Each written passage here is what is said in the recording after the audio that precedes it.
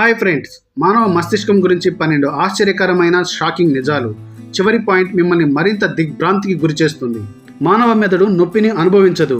మన శరీరంలోని ప్రతి భాగం నుంచి నొప్పి సంకేతాలను మెదడు స్వీకరిస్తుంది, కానీ మెదడులో నొప్పి గ్రాహకాలు ఉండవు. అందుకే బ్రెయిన్ సర్జరీ సమయంలో కూడా మనుషులు జాగృతంగా ఉండగలుగుతారు. మన మెదడు ఒక బల్బ్ వెలిగించగలిగంత శక్తిని ఉత్పత్తి చేస్తుంది.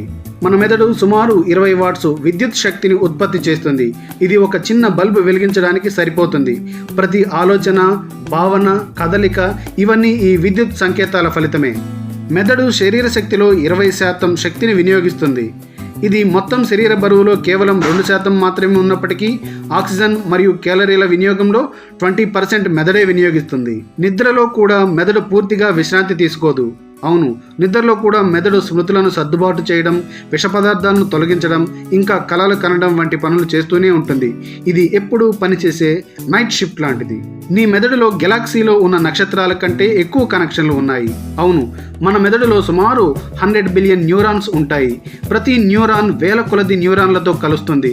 మొత్తం 100 ట్రిలియన్ కనెక్షన్లు, అంటే మన గెలాక్సీలో ఉన్న నక్షత్రాల కన్నా ఎక్కువ. డీహైడ్రేట్ అయితే మెదడు సన్నగా అవుతుంది. కేవలం 2 to 3% డీహైడ్రేషన్ వల్ల మెదడు పరిమాణం తగ్గుతుంది. దీనివల్ల మూడ్, మెమరీ మరియు ఫోకస్పై తీవ్ర ప్రభావం ఏర్పడుతుంది.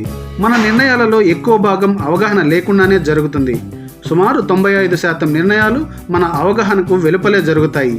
మొదట మెదడు స్పందిస్తుంది, తరువాత మనసు దానిని న్యాయబద్ధం చేస్తుంది. మెదడు తిరిగి నిర్మించుకోగలదు. దీన్నే న్యూరోప్లాస్టిసిటీ అంటారు.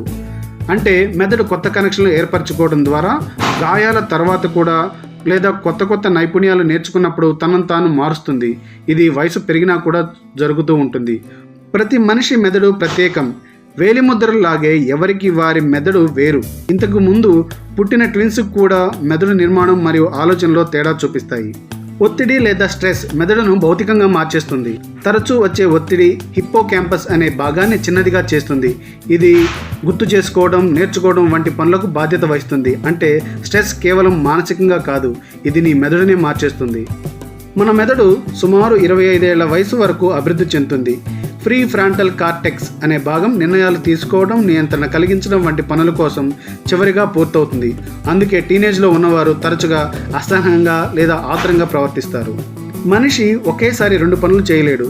మెదడు నిజంగా మల్టీ టాస్కింగ్ చేయదు. అది కేవలం పనుల మధ్య చాలా వేగంగా మారుతూ ఉంటుంది. అందుకే ఒకేసారి 2 పనులు చేస్తే ఉత్పాదకత తగ్గిపోతుంది. ఇవి ఫ్రెండ్స్, మెదడు గురించి ఇంట్రెస్టింగ్ విషయాలు. మీకు మరింత షాకింగ్ కలిగించిన విషయం గురించి కామెంట్లో తెలియజేయండి. బాయ్.